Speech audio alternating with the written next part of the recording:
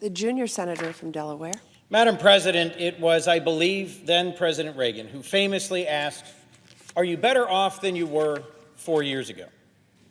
And I rise to take a moment here at the end of the 118th Congress, at the end of the presidency of Joe Biden, to say, you bet you're better off today than you were 4 years ago. I wanted to take just a few moments and reflect on the service, the career, the values, and the consequence of Joe Biden's service on behalf of Delaware in this chamber for 36 years, as our vice president for 8, and as our president for the last 4. I had the honor of having Joe Biden's desk here on the floor of the Senate. And in my office in Russell, I have what was his desk as a senator for 36 years and as a vice president for 8. As a son of both Scranton, Pennsylvania and Claymont, Delaware, in many ways, he was a role model to me and many others in Delaware and a source of inspiration to get involved in public service in the first place.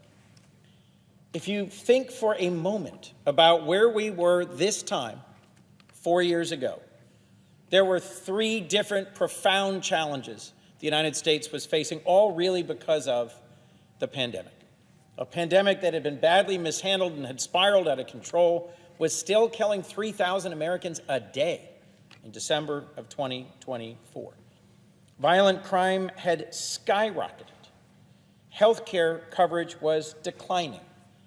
Jobs had been lost in the rates of millions, and the United States was divided from some of its closest, oldest, and most trusted allies. Across those different indicators, just briefly, the numbers tell a striking story.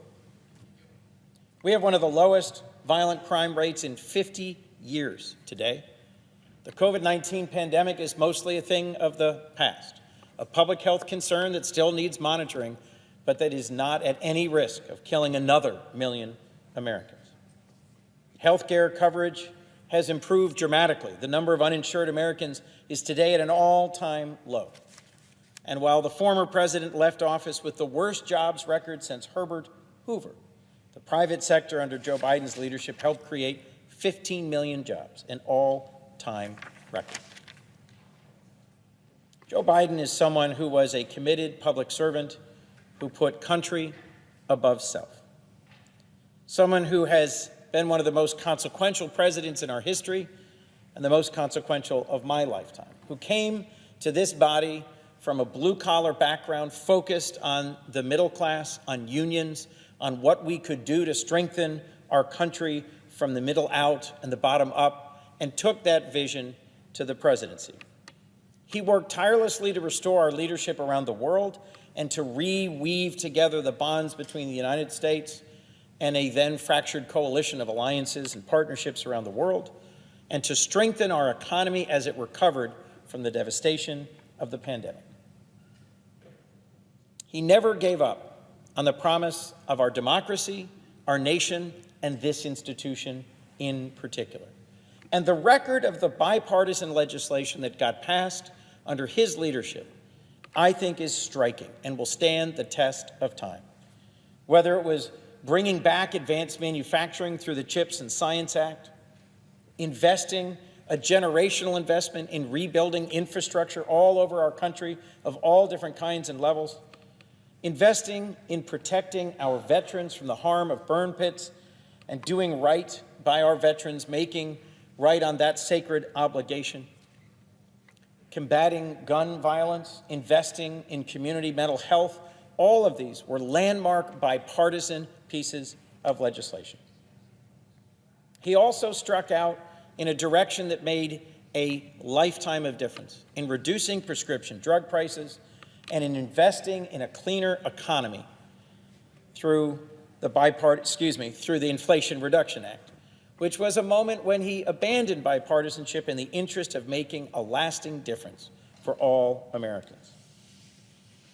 If you look briefly at what he did beyond our shores, the crisis of Russia's brutal, broad-spectrum invasion of Ukraine catalyzed not just the revitalization, but the expansion of NATO, moved us from a point where only 4 of our NATO allies had met their spending targets to today 24.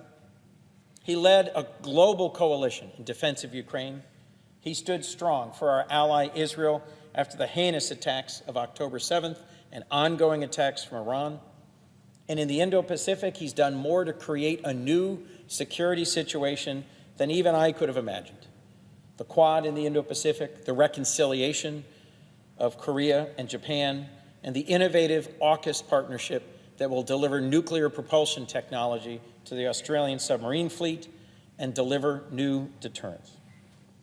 One of my favorite things he's done was celebrated in his most recent trip to Angola, the investment in infrastructure in the Global South in a way that has higher transparency, better labor standards, better environmental standards, is more sustainable than our competitors, the Chinese, and their investment throughout the world. I've had the chance to visit both the Philippines and Angola to see our president's lasting work in investing in infrastructure.